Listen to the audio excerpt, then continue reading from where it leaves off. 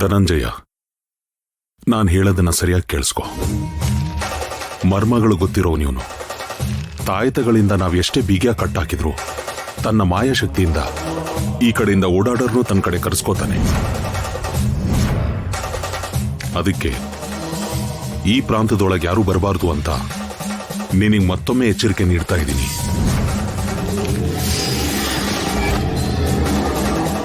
ನಿಮಗೇನೇ ಕೆಲಸಗಳಿದ್ರು, ನಿಮ್ ಕೆಲಸದವರೇ ಆಗಿದ್ರು, ಪ್ರಾಣ ಇರೋ ಯಾವ ಜೀವಿನೂ ಈ ಕಡೆ ಬರಬಾರ್ದು.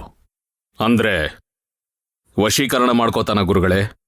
ಆ ಪೆಟ್ಟಿಗೆ ಸುತ್ತಲೂ ಅವನ ಶಕ್ತಿನೇ ಆವರಿಸ್ಕೊಂಡಿರುತ್ತೆ. ಕ್ಷುದ್ರ ಕಪಟ ತಂತ್ರ ಮಂತ್ರ ಶಕ್ತಿಗಳು ಪ್ರಜ್ವಲಿಸುತ್ತಾ ಪ್ರತಿಧ್ವನಿಸ್ತಾ ಇರುತ್ತೆ. ಕ್ರಿಮಿಕೀಟಗಳೆಲ್ಲ ಸೇರಿ ಒಂದು ತಾಯ್ತನ ಕಡ್ದು ಹಾಕಿದ್ರು ಅವನ್ ಹೇಗಾದ್ರೂ ಮಾಡಿ ಹೊರಗೆ ಬಂದ್ಬಿಡ್ತಾನೆ. ಹಾಗ್ ನಡೆಯೋದಿಲ್ಲ ಗುರುಗಳೇ, ನಡೆಯೋದಕ್ ಬಿಡೋದಿಲ್ಲ. ಮುಂದೆ ಬರ್ತಿರೋದು ಮಹಾ ಅಮಾವಾಸ್ಯೆ. ಈ ಪೆಟ್ಟಿಗೆ ಸುತ್ತಲೂ 7 ತರದ ಎಣ್ಣೆಗಳಿಂದ ದೀಪ ಹಚ್ಚಿ ಇಟ್ರೆ ಅವನಿಗೆ ಶಕ್ತಿಗಳು ಬಂದ್ಬಿಡುತ್ತೆ. ಯಾವುದೇ ತರದ ಬಂಧನಗಳನ್ನ ಮುರ್ಕೊಂಡು ಅವನು ಹೊರಗಡೆ ಬಂದ್ಬಿಡ್ತಾನೆ. ಹಸ್ಕೊಂಡಿರೋ ಹುಲಿ ಎಷ್ಟು ವೇಗವಾಗಿ ದಾಳಿ ಮಾಡುತ್ತೋ ಇವನು ಅದೇ ವೇಗದಲ್ಲಿ ದಾಳಿ ಮಾಡ್ತಾನೆ.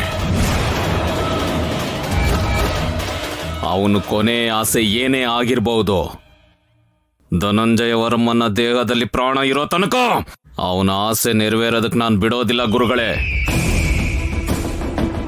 ನನಗೆ ಆಶೀರ್ವಾದ ನೀಡಿ. ಶುಭಂ ಭೂಯಾತ್. ಏನ್ರಿ, ಅನಿರುದ್ಧ್ ಮನೆಗ್ ಬಂದು ಯಾರನ್ನು ಭೇಟಿ ಮಾಡ್ದೆ ಮತ್ತೆ ಯಾರಿಗೂ ಹೇಳ್ತೇನೆ ಮನೆ ಬಿಟ್ಟು ಹೊರಟು ಹೋಗಿದ್ದಾನೆ. ಹುಚ್ಚಿಡ್ದಿದ್ಯಾ ಅವನಿಗೆ? ಆ ಹುಡುಗಿ ವಿಷಯದಲ್ಲಿ ಅವನು ಹುಚ್ಚಿಡ್ದಿದಂತ ಆಗ್ಲಿಂದ ಇವರಿಬ್ಬರಿಗೂ ಹೇಳ್ತಾ ಇದ್ದೀನಿ. ಭದ್ರಾ ಅಣ್ಣ, ನೀನೇನೋ ಅವಳು ಸಾಲಿ ಅಂತ ಗುಂಡ್ ಹಾರಿಸ್ಬಿಟ್ಟು ಬಂದೆ, ಅವಳನ್ನ ಕಾಪಾಡೋದಕ್ಕೆ ಅಂತ ಇವನು ಹೋಗಿದ್ದಾನೆ. ನೀನ್ ಸುಮ್ನಿರೆ. ಪಾಪ ಅವ್ನು ಯಾವ ಪರಿಸ್ಥಿತಿಲಿ ಬಂದು ಹೋದ್ನೋ ಏನೋ. ರೂಮಲ್ಲಿ ರಕ್ತದ ಕಲೆ ಇದೆ. ರಕ್ತದ ಕಲೆಗಳ? ಅನಿರುದ್ಧ್ಗೆ ಏನಾಯ್ತು?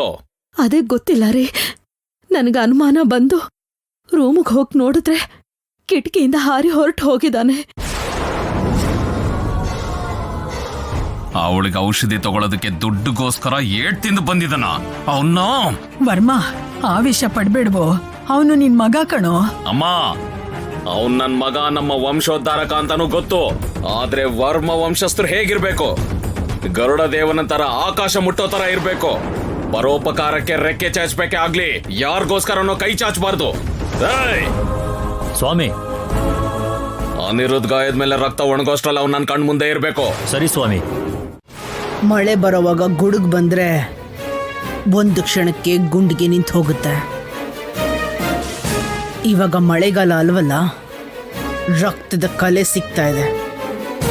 ಆ ರಕ್ತ ಕಲೆಗಳನ್ನ ಹಿಡ್ಕೊಂಡು ಆ ಮೂಲ ಹಿಡ್ಕೋಬೇಕು ಅಂತ ಹೋದಾಗ ಅವಾಗ ಸಿಕ್ಕಿದ್ ನನಗೆ ಆ ಪುಣ್ಯನಾ? ಪುಣ್ಯ ಅಲ್ವೇ, ದೊಡ್ಡ ನಾಗ.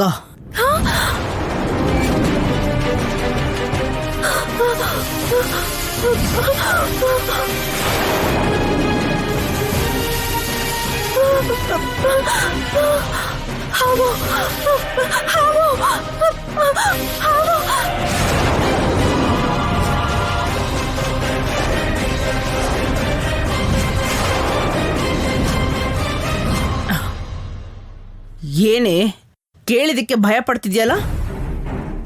ನಾನು ಕಣ್ಣಾರೆ ನೋಡಿದ್ದೀನಿ. ಈ ಕಣ್ಣಿಗೆ ಅದು ಭಯ ತಂದಿದೆ ಅಂತಂದ್ರೆ ಅದಿನ್ನೆಷ್ಟು ದೊಡ್ಡ ಹಾವಾಗಿರ್ಬೇಕು ಅಂತ ಊಹಿಸ್ಕೊ. ಆ ಹಾವು ನಿನ್ಗೇನು ಮಾಡಿಲ್ವಾ ಅಮ್ಮ? ಮಾಡಲ್ಲ ಅಂತ ಯಾವ ಬಾಯಲ್ಲಿ ಹೇಳೆ?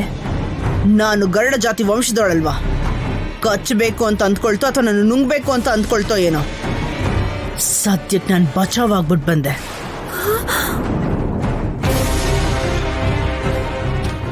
ನನ್ನ ಪ್ರಾಣನ ಉಳಿಸ್ಕೋಬೇಕು ಅಂತ ಅಲ್ಲಿಂದ ಓಡ್ ಹೋಗೋ ಪರಿಸ್ಥಿತಿ ಬಂತು. ನಾಗಮಣಿಯಿಂದ ನಾಗನಿಧಿನ ಹೊರಗೆ ತೆಗಿಬೇಕು ಅಂತಿದ್ದಾಗ್ಲೂ ಕೂಡ ಅವತ್ತು ಕೂಡ ಇದೇ ಹಾವು ನನ್ನ ಬೆನ್ ಹತ್ಕೊಂಡು ಬಂತು.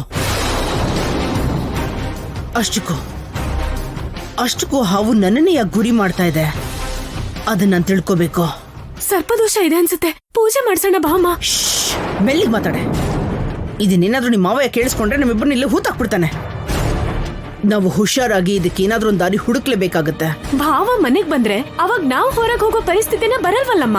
ಪುಣ್ಯ ಬದುಕಿರೋವರೆಗೂ ಅವನು ಹೊರಗಡೆನೆ ಬಿದ್ದಿರ್ತಾನೆ. ಅವಳು ಸಾಯ್ಬೇಕು, ಅವಳು ಸಾಯ್ಬೇಕು. ಆ ಪುಣ್ಯ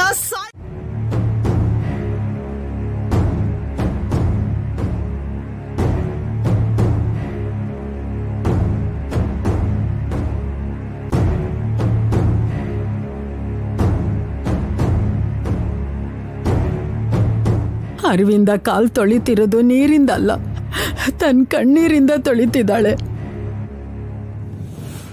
ಹೆತ್ತು ತಾಯಿಯ ನೋವು ಅರ್ಥ ಮಾಡ್ಕೊಳ್ಳಿ ಸ್ವಾಮಿ. ನನ್ ಮಗ ಪುಣ್ಯನ್ಗೋಸ್ಕರ ಹೋಗಿದ್ದಾನೆ ಅಂತಿದ್ದಾರೆ. ಮನೆಗ್ ಬಂದು ಹೋದಾಗ ರೂಮಲ್ಲಿ ರಕ್ತದ ಗುರುತು ಕಾಣಿಸ್ಕೊಳ್ತು. ಅನಿರುದ್ಧ್ಗೆ ಏನಾದ್ರೂ ಆಗಿದೆಯೇನೋ ಅಂತ ನನ್ಗೆ ತುಂಬಾ ಭಯ ಆಗ್ತಿದೆ ಸ್ವಾಮಿ. ನನ್ನ ಮನ್ಸಿಗೆ ಯಾಕೋ ಕೆಟ್ಟ ಸಂಶಯ ಬರ್ತಿದೆ. ನಮ್ಗೆ ಯಾಕೆ ಈ ತರ ಎಲ್ಲ ಆಗ್ತಿದೆ ಸ್ವಾಮಿ? ಅನಿರುದ್ಧ್ ವಿಚಿತ್ರ ಸಂದರ್ಭಗಳನ್ನ ಎದುರಿಸ್ತಾ ಇದ್ದಾನೆ. ಒಬ್ಬ ಅಮಾಯಕ ಹುಡುಗಿನ ರಕ್ಷಣೆ ಮಾಡೋದಕ್ಕೆ ಪ್ರಯತ್ನ ಪಡ್ತಿದ್ದಾನೆ. ಅವನು ಒಳ್ಳೆ ಕೆಲಸ ಮಾಡಕ್ ಹೋಗಿರ್ಬೋದು, ಆದ್ರೆ ಪುಣ್ಯನ್ಗೋಸ್ಕರ ಹೋಗಿದ್ದಾನೆ ಅಂದ್ರೆ ಅವರಪ್ಪ ಕೋಪ ಮಾಡ್ಕೋತಾರೆ ಸ್ವಾಮಿ.